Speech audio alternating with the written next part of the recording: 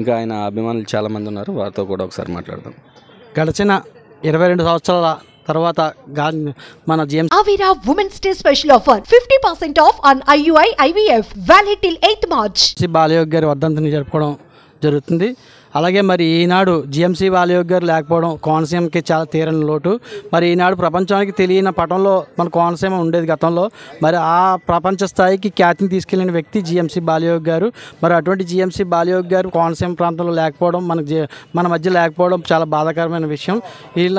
ఇలా ఇంతేకాకుండా అభివృద్ధి అనేది ఆయన పెట్టింది పేరు కనుక రాబోయే రోజుల్లో జిఎంసి బాలయోగి గారి రోడ్డును తీర్చేందుకు మనకు గంటి హరీష్ మాధురి గారిని ఎంపీగా గెలిపించుకుని ఆయన జిఎంసి బాలయోగి గారి ఘనమైన నివాళులు అర్పించుకుంటామని చెప్పేసి ఈ సందర్భంగా తెలియజేసుకుంటున్నాం. అందరికీ నమస్కారం అండి.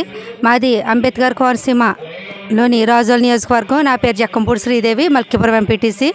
ఈరోజు మేము రాజోల్ నియోజకవర్గం నుంచి డాక్టర్ రాపాక రమేష్ బాబు గారి ఆధ్వర్యంలో ఈరోజు ఇక్కడ కోనసీమ ముద్దుబిడ్డ మాజీ లోక్సభ స్పీకర్ దివంగత జిఎంసి బాలయోగి గారికి నివాళులర్పించడానికి మేము ఈరోజు ఇక్కడ రావడం జరిగిందండి. ఈరోజు కోనసీమ జిల్లా ఒక మహనీయుడిని కోల్పోయినట్టే. ఆయనే కనుక బ్రతుకుని ఉంటే ఈరోజు కోనసీమ మనకి వేరే రకంగా ఉండేది. రాజకీయాలకి, అదేవిధంగా రాజకీయ పార్టీలకి, కులాలకి, మతాలకి అతీతంగా అందరూ ఇష్టపడే వ్యక్తి బాలయోగి గారు. అటువంటి మహనీయుడిని స్మరించుకుంటూ ఈరోజు ఇక్కడ రావటం, అదేవిధంగా ఆయనకు నివాళులర్పించడం జనసేన పార్టీ తరపున మేమందరం కూడా వీర మహిళ కూడా మేము ఇక్కడ రావడం జరిగిందండి. జనసేన పార్టీ తరపున ఆయనకి ఘన నివాళులర్పిస్తూ నా మాటలు ముగిస్తున్నాను. స్వర్గీయ జిఎంసి బాలయోగి గారి వర్ధంతి సందర్భంగా అమలాపురంలో ఉన్న ఈ ఘాట్ దగ్గర మరి ఉచిత మెగా క్యాంపు ఏర్పాటు చేసిన మన హరీష్ మాధురి గారికి ప్రత్యేకంగా అభినందనలు. ఎందుకంటే బాలయోగి గారు అంటే మా కోనసీమ ముద్దు బిడ్డ, కోనసీమ అభివృద్ధి ప్రదాత. మన కోనసీమలో ఏ గ్రామానికి వెళ్ళినా బాలయోగి గారు చేసిన అభివృద్ధి కనిపిస్తుంది. ఈరోజు మన 85 లక్షల బ్రిడ్జ్ కానీ 214 రావడం వల్ల ఈ కోనసీమలో ఉన్న ప్రజలందరికీ రవాణా సౌకర్యం కానీ, ల్యాండ్ వాల్యూస్ కానీ అనేక రకాలుగా లబ్ధి చేకూరింది. అందుకనే బాలయోగి గారిని ఒక దేవుళ్ళ మన కోనసీమ ప్రజలందరూ కూడా కొలుస్తాం. మరి అటువంటిది ఈ రోజు ఆయన యొక్క ఆశయాల గురించి మరి మెడికల్ క్యాంప్ కూడా బ్రహ్మాండంగా మేము మెడికల్ క్యాంప్ అంతా కూడా తిరిగాం. మరి ఐ కానీ, డెంటల్ కానీ, కార్డియాక్ కానీ, గైనిక్ కానీ, పీడియాట్రిషియన్ కానీ, జనరల్ మెడిసిన్ కానీ అన్ని రకాల టెస్టులు చేసి, అదే కాకుండా ఇక్కడ ఎక్స్రే సౌకర్యము, మరి డెంటల్ ఇమీడియట్ గా చేయటం, కంటికి కళ్ళజోళ్ళు కూడా ఇవ్వటం, మెడిసిన్స్ అన్ని కూడా సప్లై చేయటం, మరి క్యాన్సర్ స్క్రీనింగ్ కూడా. ప్రధానంగా ఈ కోవిడ్ వచ్చిన తర్వాత మనకి క్యాన్సర్, కార్డియాలజీ చాలా ప్రాబ్లమ్స్ ఉన్నాయి.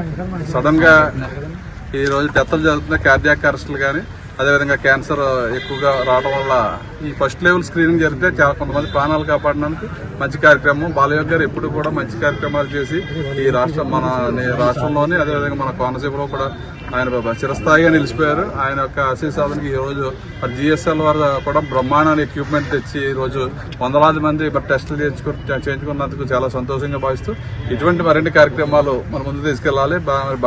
హరీష్ బాలయోగి గారిని ఈ సందర్భంగా 45 రోజుల్లోనే ఎన్నికలు వస్తున్నాయి కానీ మన పార్లమెంట్ నుంచి అత్యధిక మెజార్టీతో పార్లమెంట్ కి పంపాలని చెప్పి మా ఆశయంగా భావిస్తూ మా నియోజకవర్గం నుంచి అత్యధిక మెజార్టీ ఇచ్చి ముందు తీసుకెళ్తామని చెప్పి తెలియజేస్తాం.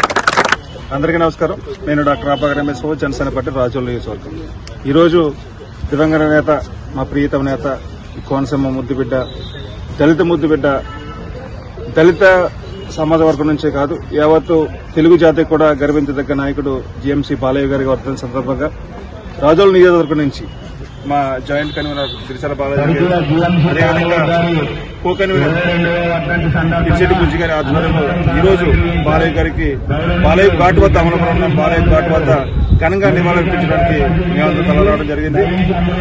ఆయన కుమారుడు హరీష్ గారి సమక్షంలో ఆయనకి ఘనంగా నివాళులర్పించి ఈరోజు మేము చాలా బాధాకరమైన విషయం. ఎందుకంటే ఒక అద్భుతమైన నాయకుడిని మేము కోల్పోయాం మా సామాజిక వర్గం నుంచి.